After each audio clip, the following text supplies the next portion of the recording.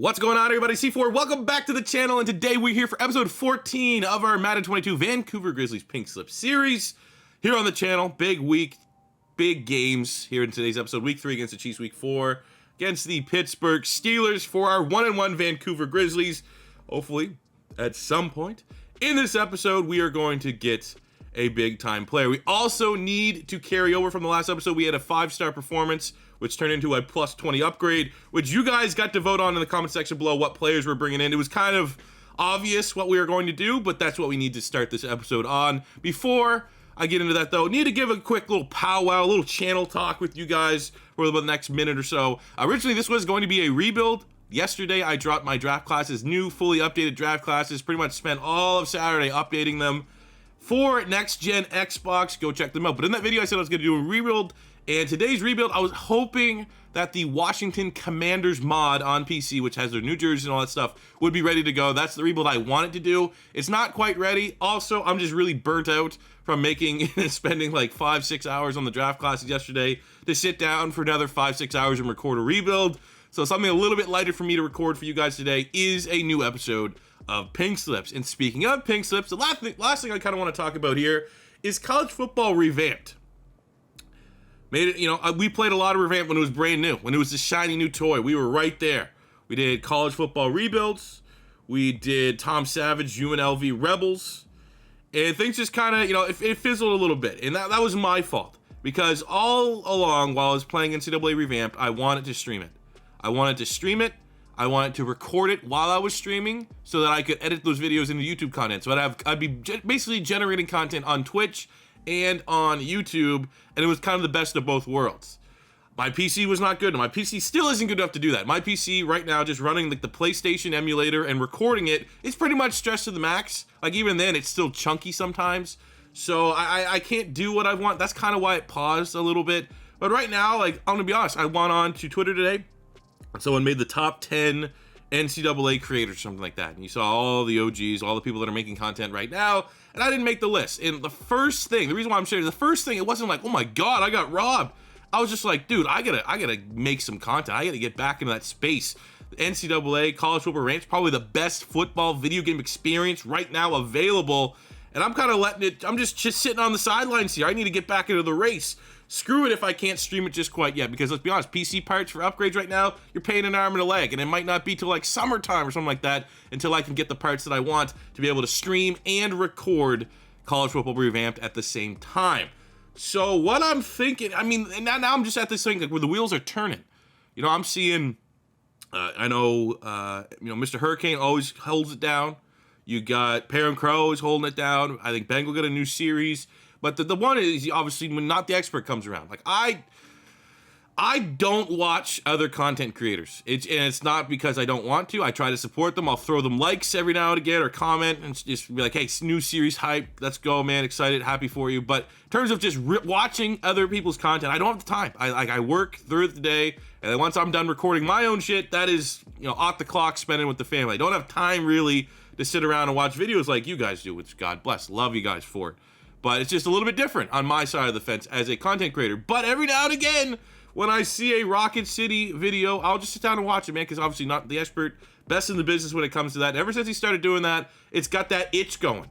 And I want to jump back in, but the thing is, like, I don't want to just do what everyone else is doing. I know I got a pocket full of modders that would be able to create me a brand new team if I wanted in that mod, and we could do something like that. But I feel like right now that's been done.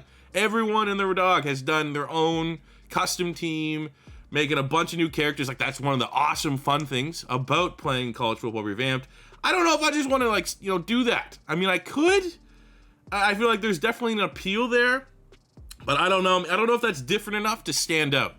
And I was just like, well, we're doing pink slips. Like, could pink slips work in a college football revamped setting? You have the transfer portal. You can import the transfer portal into things and just straight up do pinks. It wouldn't be too difficult because you could just straight up edit the players when you would win players. So, I honestly don't know at this point, but I will say as of the 6th of February, there is a big time itch for C4 to get back into the college football landscape in college football revamped. Just don't know what I want to do. I don't know if I want to spend the time and create a team.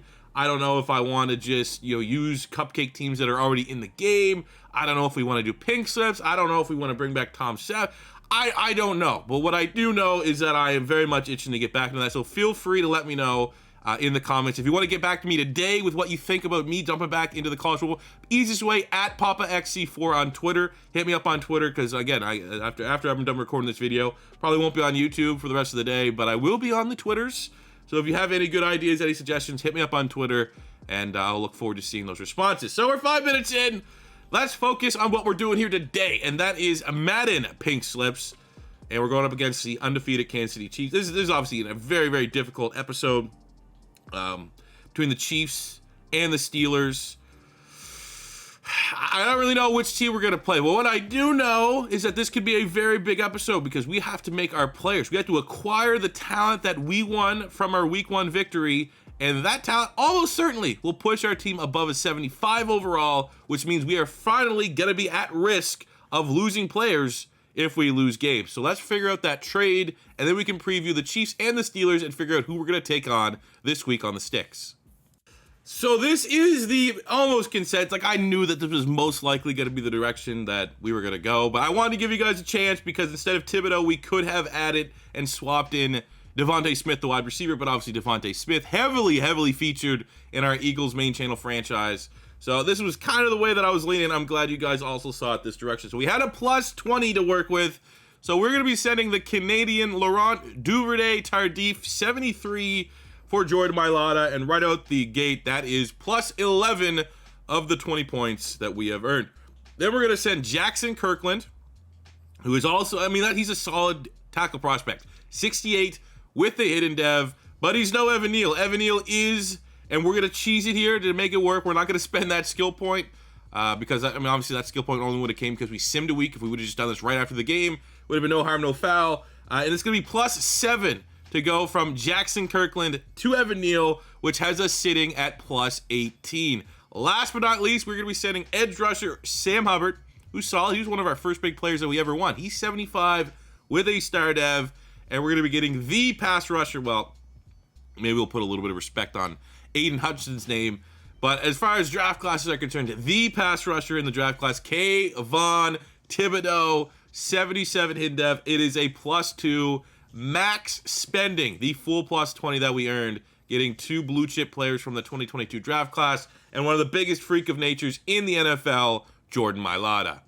So again, classic Madden is bugged. After acquiring all those 3 excellent players, our team overall actually dropped to a 72, but then when you take a look at the actual lineup, it has our team as a 75 overall. We have Mailata, new left tackle. We kicked Evan Neal, spent that point, and moved him up to a right tackle, and now we have Kayvon Thibodeau taking over for Sam Hubbard. Him and Jalen Phillips, very exciting. I don't know who I'm going to want to use her out of those 2 players, but with the addition, that has brought us to a 75 overall, which now means we need to, kind of set in stone for this week, this episode, our team captain, so that if we do lose a game, those guys completely protect themselves from being poached. And now with the addition of just those guys, it's completely changed maybe the way that we do it. So let's set our team captains, and then we'll preview these 2 teams and figure out who we're going to hop on the sticks to try to beat. All right, so we need to set our team captains here, fellas. And I've seen, over the last couple episodes, I've been kind of preparing for this, kind of saying, all right, fellas, start getting some ideas, because the day is going to come when we hit that 75 overall. I just did a clean slate. We're going to pick our captains here right now. These are the players that are going to be protected. Plus an asterisk. For some reason, this happens. It's happened the last couple of Maddens. The captain's badge on Gardner. Sauce Gardner is glitched. It shows that he has one, even though he's not a team captain. So in this situation, we're just going to take it. We're gonna have an extra team captain here. A little bit of cheese, but it is what it is. So for our actual team captains, starting with the second-year player, Javon Holland, we got to get him. There is some value, I still think, in having some Canadians playing for Canada. The fact that as a rookie, he had 6 interceptions. He's an absolute beast. I want him to be a part of the team long term. We're going to jump down to Chuba Hubbard. I think another player that's going to get the Canadian rub here to get his captaincy badge. Plus, he's been the star of the show. We've taken from a normal dev up to a superstar dev. He's been really, really good for us. I feel kind of like Javon Holland. He is a guy that's kind of becoming one of our guys in this series, and I'm going to reward him with team captaincy spot number 2. Number 3, I'm going to go with the unstoppable Jalen Phillips. Feels like we're getting 2-3 sacks a game with him, and I think it's only a matter of time until he's a superstar. And obviously pass rushers, edge rushers are on a premium. Those are the guys you absolutely want to protect. Team captain number 4, I think I'm going to go with Kayvon Thibodeau at this point. I don't know the dev traits. These weren't my draft classes, but I think between Kayvon Thibodeau and Evan Neal, one of those guys is not going to be a star dev. They both might not, but one of them's not. Maybe there's X factors. I don't know if there's X factors in these draft classes, but I feel like team captain number 4, I'm going to gamble that Kayvon Thibodeau, who went first overall, I believe, is going to have a pretty good dev trait. Team captain number 5, I think we have to go with Trey Lance's ceiling. Not so much what we've seen with Trey Lance on the sticks. On the sticks, he's been actually a little bit disappointing, but I feel like if we lost any of these players, like we've skipped over Armstead and some of the guys on the D line and stuff like that, if we lost those guys, we'd get guys that are like around their rating within like 3 or 4 points. They can probably step in and fill in. But at quarterback, Trey Lance's ceiling as a 22-year-old superstar quarterback, that's too good to risk losing. Like, say if we lose to, I don't know, say if we lose to the Minnesota Vikings and we end up getting like 76 normal dev, 30-something-year-old Kirk Cousins or something like that. That would be pretty bad. So I think this is more so protecting Trey Lance's upside and ceiling than it is, you know, he earned this because he's been lights out for us, something like that. I'm absolutely still looking to improve this quarterback spot. I just don't know if Trey Lance is my guy here in Madden, but I will give him that 5th captaincy spot. And we have one left. This is where it gets a little difficult. I mean, I could do the Admiral thing and just count Ahmad Gardner, make him a team captain. Or we could always just cheese it. No, you know what? We'll do that just so it doesn't get confusing. Because he's already there. I mean, it's a toss-up, I think. You have Sauce Gardner, Evan Neal. You could go, again, someone like Eric Armstead. I feel like you could just replace him. He's replaceable as much as he's tied for a highest rated player for a 3-4 defensive end. He doesn't get us a lot of sacks. He's more of a space eater. If we lost him and got regressed down to like an 81, 82 type defensive end, I think we'd be able to live. I think we'd be able to survive. Same goes for a lot of these players. I mean, Claypool, he's been solid for us. He's Canadian, has some upside, but I just feel like wide receivers in particular are like the least valuable position in pink slips because there's so many good ones, so many, like, at times, you know, if we lost Claypool and we still got a guy that had more speed with him, that could be an upgrade on you know, depending on your opponents. So I feel like he's probably the guy that got the biggest slight here is Claypool, but those are my team captains. Again, if you guys absolutely hate these by any chance, feel free to let me know in the comments. But Javon Holland, Chuba Hubbard, Jalen Phillips, Kayvon Thibodeau, Trey Lance, and Ahmad Sauce Gardner are our first ever set of Vancouver Grizzlies team captains. So we have the Chiefs and Steelers on the slate here. Which opponent should we take on? You look at the Chiefs, this is definitely your more Hail Mary opponent. It's going to be way harder to win, but if you do win, the prize and reward could be pretty good. I mean, we're not going to be in play for any of these guys, but you look at their like mid-80s, high 70s. What are we dealing with? They get Jerry Sneed, McCole Hardman. That is a pink slips guy I've ever seen one. Trey Smith could come in.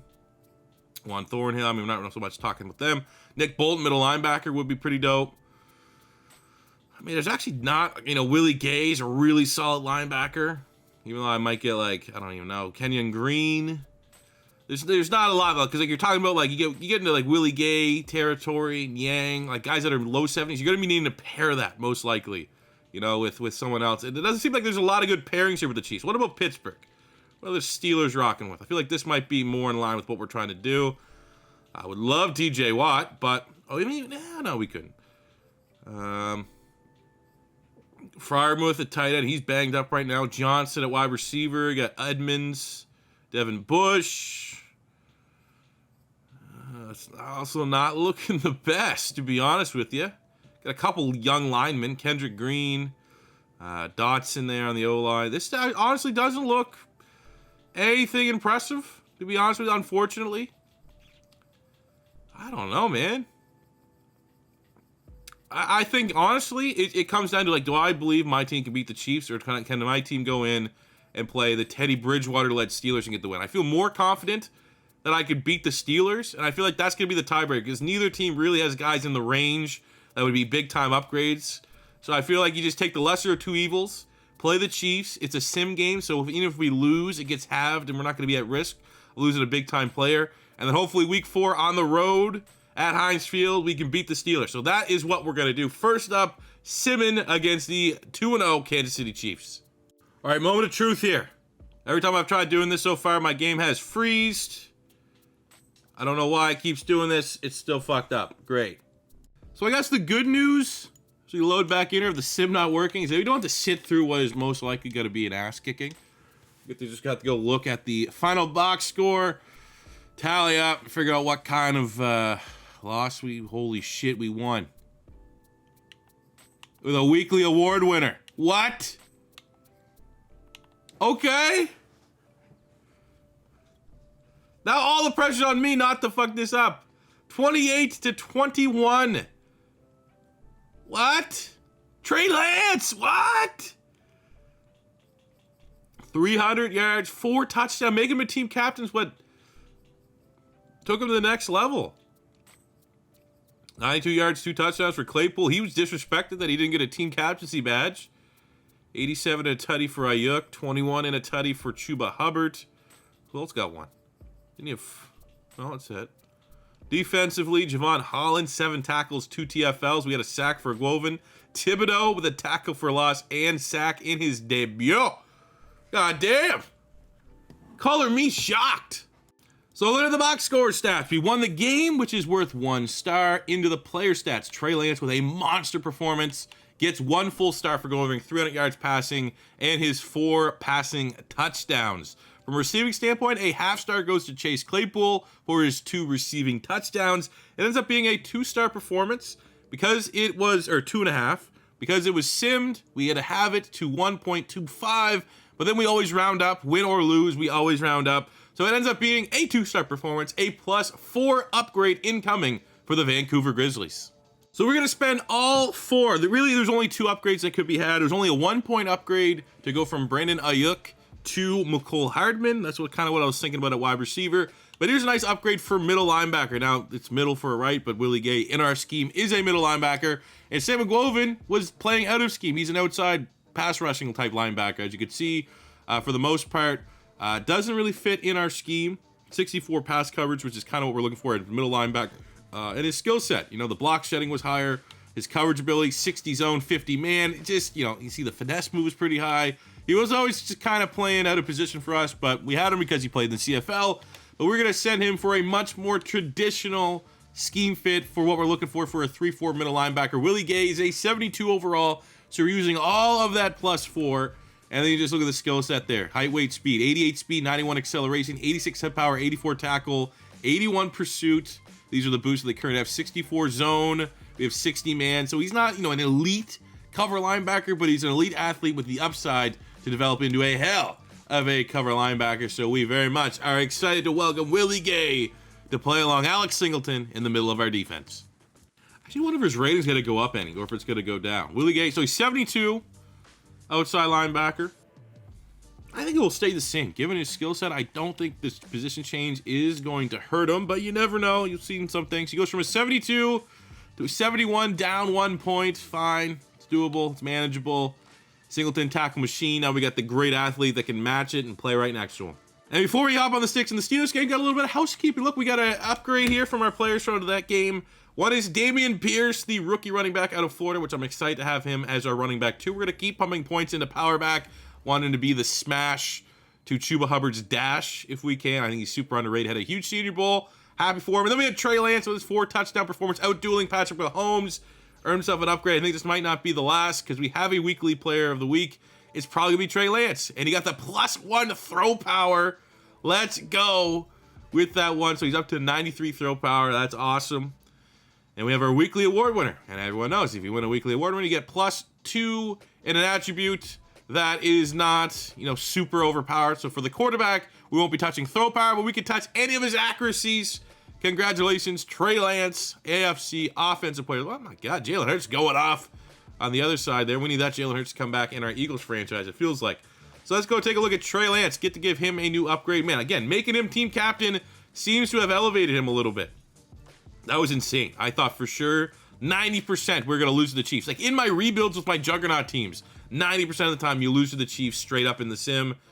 And here we are actually getting the dub. So we could spend 2 points. I don't really know what we want to spend it on. Can't be throw power. So +2 short accuracy brings him up to an 80. +2 mid brings him up to an 80. +2 deep doesn't bring him up to an 80, but it could be the most powerful. +2 throw on the run brings him up to 80. +2 throw under pressure brings him up to an 80. +2 break sack brings him up to an 80. +2 play action doesn't do anything. So I'm thinking throw on the run as much as we need deep throw accuracy, which I think makes him a little bit more well balanced.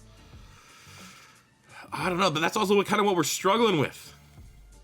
We'll go mid. We'll go +2 mid throw accuracy just because I want that 80 overall scrambler. You know, that's where we're at. So congratulations to Trey Lance. Congratulations to the Grizzlies getting the job done off the 6. Now all the pressure's on me to go into this game, not look like an idiot, not look like I'm bringing the team down, and go 2-0 in this episode and knock out the Pittsburgh Steelers. Let's take a look at our weekly strategy. How do we want to beat the Steelers? Well, we know that they're, pretty bad on offense. They got Teddy Bridgewater. I'm sure we're going to make them look a lot better. But are they running the ball better? 23rd in pass, 28th in rushing. So I guess, Teddy's not going to be throwing it deep on our ass, though. I feel like we should defend the short pass. Intermediate game like that. How we want to tackle them. Stay away from TJ Watt. Number 7 in takeaways. So we need to protect the football. Sure, I co-sign on that blitz counter. And now looking at our training, we have made a couple adjustments. Thibodeau and Evan Neal have now hopped on for our focus training just because why not, man? That sky's the limit for those guys with their ceilings. Really excited to figure out what their dev traits are going to be. I'm going to guess, if you told me gun to my head, I'm going to say that they're both superstars. I don't think they're X Factors, but I'm going to say that they're both going to be superstars. And why not capitalize on all the XP we can earn? Only 2 starters got a boost here. Neville Gallimore up to a 75 power rush scheme fit, the Canadian on the D-line. He's been really solid for us. A couple other not great ones, but City Sao, another Canadian, hidden dev. We're gonna get him up to a 66. Now let's get on the sticks. Take down the Pittsburgh Steelers.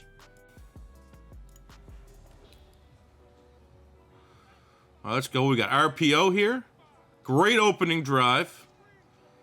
I'm just gonna hand this one off. What is this? Why is this guy in motion? Just hit the ball! We just sent the RPO guy in motion. Man, there's something going on here. Dude, what the fuck? I don't know what's going on. Why is my guy always motioning? Is there some, new... This is on a new update? Is there something triggered on that I don't want on? But I'll take it. When as botched as that looked, we had a nice touchdown pass to Josh Palmer to take the lead. What the fuck, man? I just had to reinstall new Madden. This is a brand new version of my mod, but I don't know what is going on. Does anyone know what's going on here? I already know this is something that everyone's just like, come on, C4, you don't know what's going on, but I don't. I do know that I'm doing all right. Thibodeau gets the sack on 3rd down on Teddy Bridgewater. But why is there, things happening that are out of my control? Here, look, Kelvin Benjamin just doing his own fucking thing. I literally have not hit anything. I don't know. I don't know, I gotta check the settings, I guess, after this game.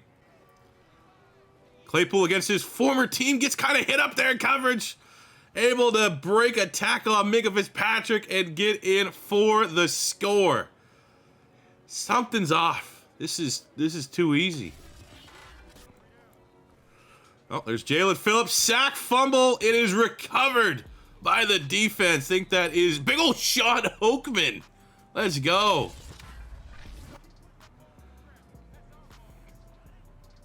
Fellas here are playing for a 5-star performance.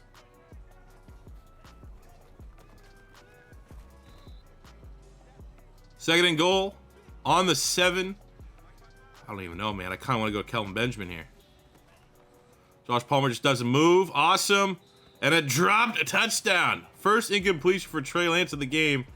Should have been a tutty. Love Doug Pearson going the slants. Why isn't it Palmer? What, man? There's something going on with this red circle thing. Usually, I get it. That's usually what you do when you want to send a guy in motion. Why is it there every play? Oh! What?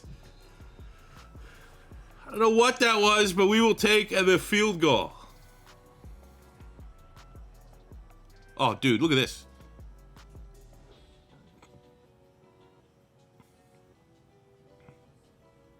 It's on pro.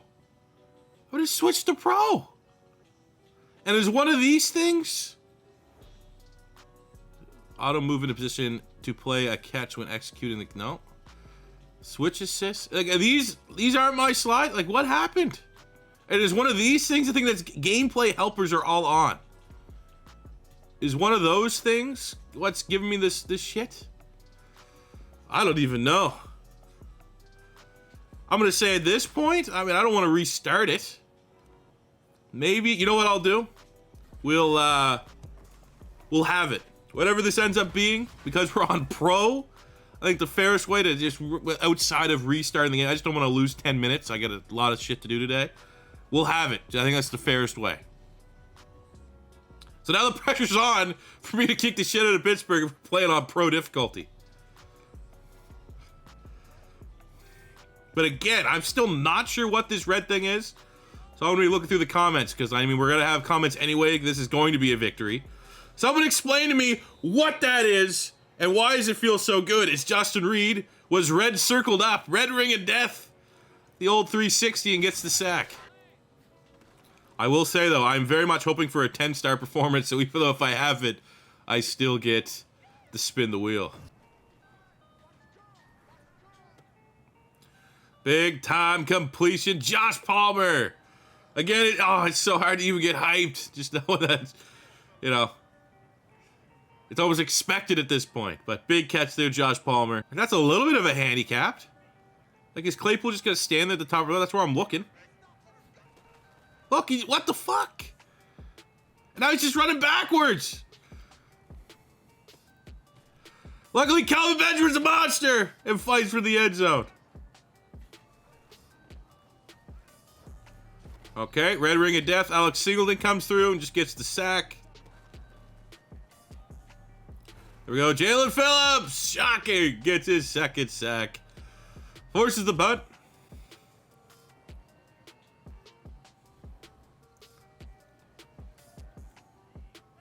And then somehow we blocked the punt. We blocked the punt and we're on the 2-yard line. And there you go. There's more pink scoring for Kelvin. Let's get Chuba some scoring here. Making us work for it. TJ Watt tackles him into the end zone. This is a slaughter.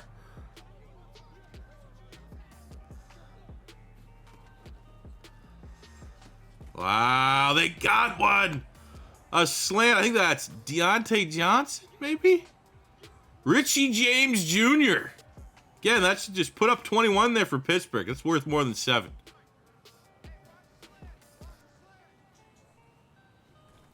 I'll say what it is, though. Whatever this red ring of death is, it's bringing the heat. All right, well, we got the dub. 45-7 because of just all the shenanigans that went on. We will be having whatever this is, because it's most likely going to be a 5-star performance. I feel like that's the fairest thing to do, and then we can get our settings right for the next episode. But you know what? I'm still taking that victory. That is a full sim earned victory, at least the first game against the Chiefs. All right, so looking at it, we won the game. We won by 21, so that is 2 stars. We had the turnover battle, which is worth a half-star. Looking at our player stats, another monster game for Trey Lance. He got 1 full star for going 300 yards and 4 touchdowns. With over 100 rushing yards, Chuba Hubbard has got us a half-star.